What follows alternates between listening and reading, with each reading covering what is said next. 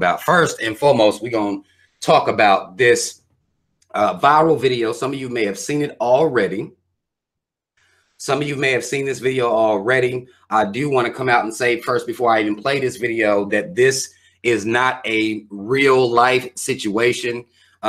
This was done as a skit to bring awareness to awareness to a very serious situation in the Black community, and that is the molestation of our daughters at the hands of would-be boyfriends, mama's them boyfriends. This is something that is very common here.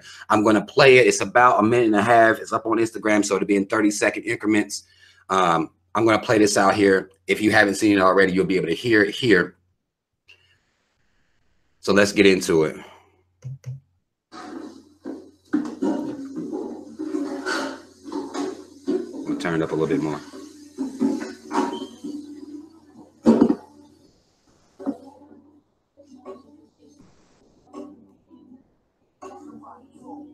Mom's in the kitchen wiping the counter down. Mom. What? I had something. Talking about you came in my room again. What? You came in my room. She's telling her mom that the mom's boyfriend came in her room. Well, I mean, okay, you came in your room again. Yeah, what? He touched me. Touch you how? How the fuck did he touch you now, She? Like, I'm really, for real. And at this point, you really started to get on my motherfucking nerves. Like, he is a good man. Here you. She's telling mom what's going on. Boyfriend came in the room and touched her. Mom's like, here you go with this goddamn bullshit again. Oh, with this same bullshit. I thought we had this fucking conversation already. I don't even want to fucking do this shit no more. So what else? What did you want to tell me? Tell me. He touched you. What did you do? What did you do for him to touch you? I didn't do anything. I was asleep. It was after y'all came back from the club.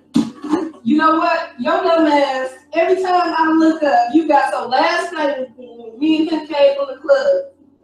He came in your room last night. What did you do? What the fuck did you do? I was asleep. Okay, and then he did what? What the fuck did he do? What did he do to you? He touched me. Touched you where? Touched me in the wrong places.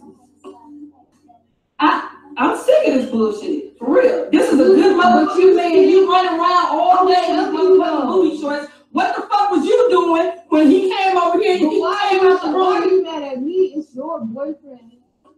You my motherfucking daughter. You trying to take my motherfucking man. That's a problem. I'm not trying to go with the same bullshit. Daughter wearing booty shorts around the house. That's a problem. Why did you wear the little ass shorts when he here? You bought them? Okay, I fucking bought them for you. Yeah. But when my man come up in this motherfucker, you ain't supposed to have one. Oh, you don't believe you don't have a side no more? It ain't got shit to do with side. This is a good motherfucking man. He paid his bills. I want to be here, so I'm gonna just call police. Oh, bitch, call the police. You can get the fuck out of my motherfucking. Thank you. Now, y'all got the gist of that. Now, again, that wasn't official. It was just put out here. The two women who did the video, their names are Tori Lowe and Liz Brown. They did the video to bring awareness to the issue that's happening in the Black community a lot of times. Mom's basically doing what we've heard of this story many times. You know, it's something that goes on within the Black community where mom, you know, dad's out of the house, mom has a boyfriend in the house, and daughter goes to mom with story of some type of abuse or sexual molestation. Mom writes it off. He's a good man. He's paying these bills. What are you doing to entice him? You shouldn't be wearing short clothes around him. You're basically baiting him. And, you know, it becomes a competition of, oh, you trying to take my man.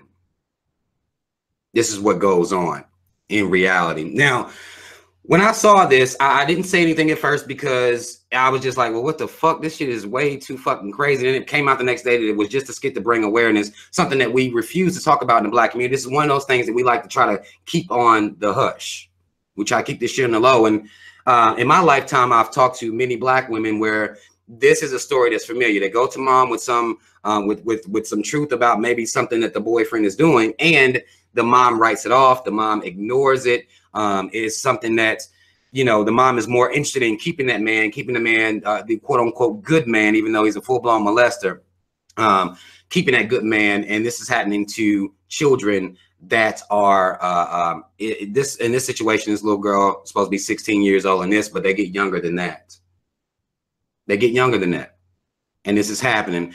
And as a father, when I saw this shit, here's one thing I noticed within the Black community, even in situations like this, where the daughter is reporting this to the mom, the times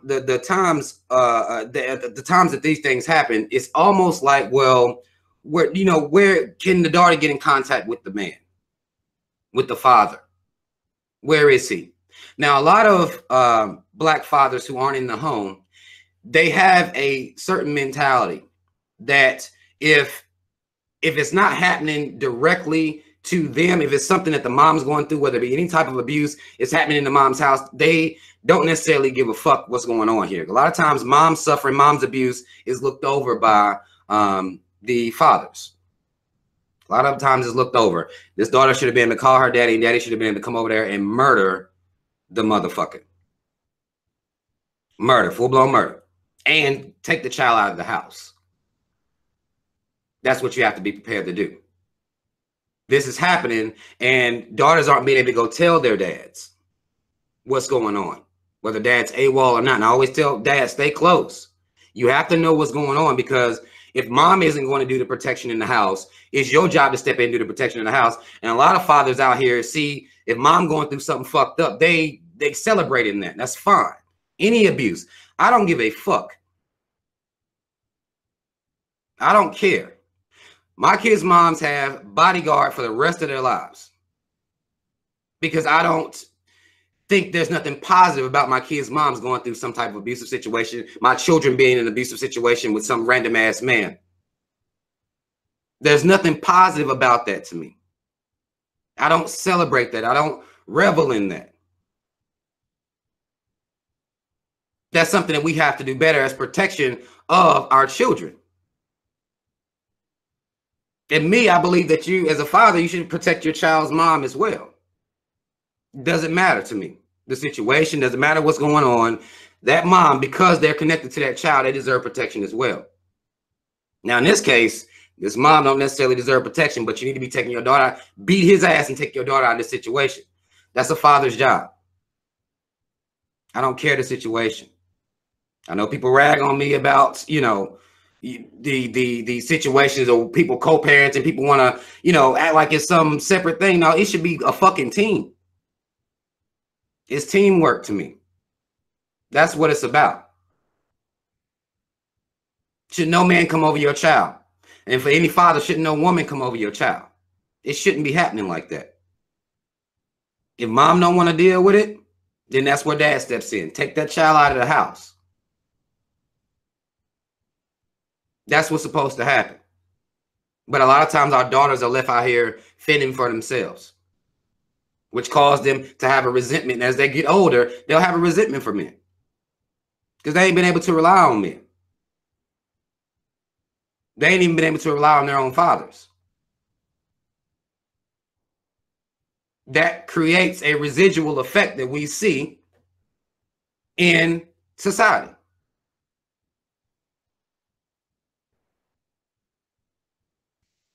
That creates that. And then these women grow up with this baggage, and nobody wants to talk about what the root of the baggage is. And we have to start dealing with that as Black people. We can't continue to look this shit off. We can't continue to turn the would-be other cheek. We can't continue to do that because this is a very serious issue. I've talked to too many Black women that have been sexually abused when they were children. Too many.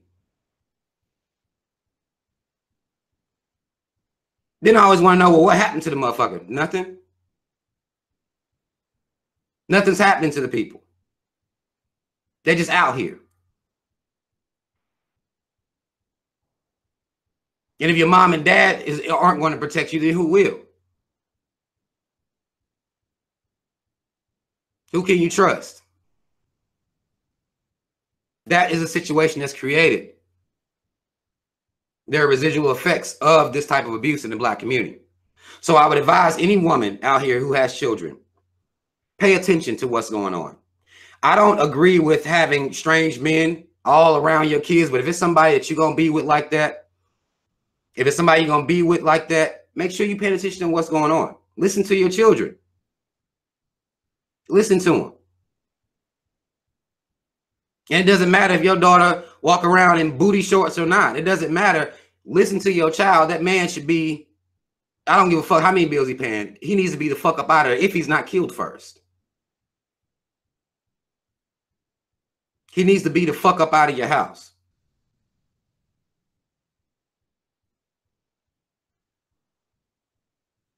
Fathers, understand, this is no win if mama's in, even if this was a DV situation. We're gonna get to DV here in a minute. That's not a win. If your child's mom is being abused, that's not a win for you. That's not a win for the team. Because your child is in a situation that's dysfunctional, that's toxic. And that's not going to do good for that child's psyche in any type of way.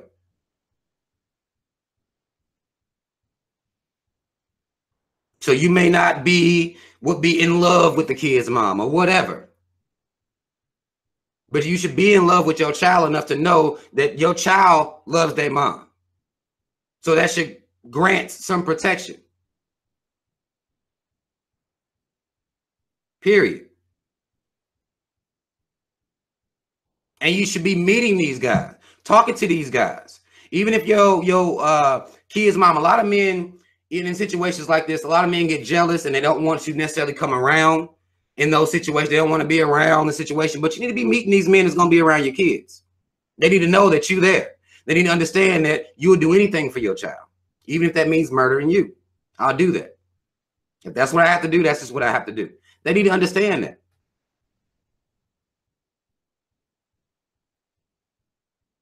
They need to know that you're there to protect your child no matter what.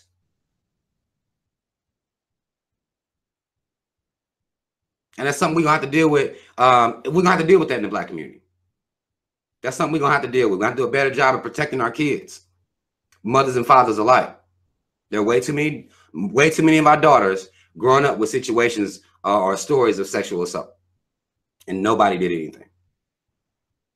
Way too many. It's too common.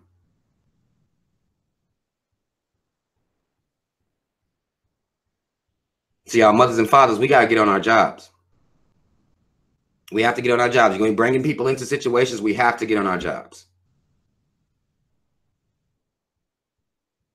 Because our kids are looking to us to protect them. And if not, if you don't protect them, and this is your sons too, we have to stop ignoring our sons. We got to stop. Our sons are being molested within our communities as well. It's not just our daughters. It's also our sons as well.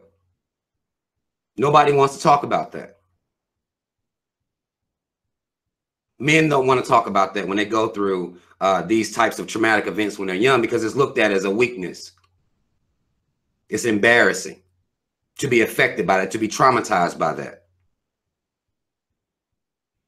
But it's our job, no matter what. And you may have to take that child up out the house. Be ready for that.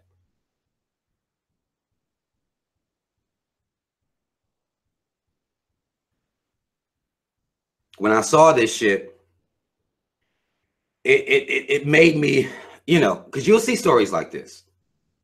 It made me just like, even though it's a skit, it's real. This is really happening.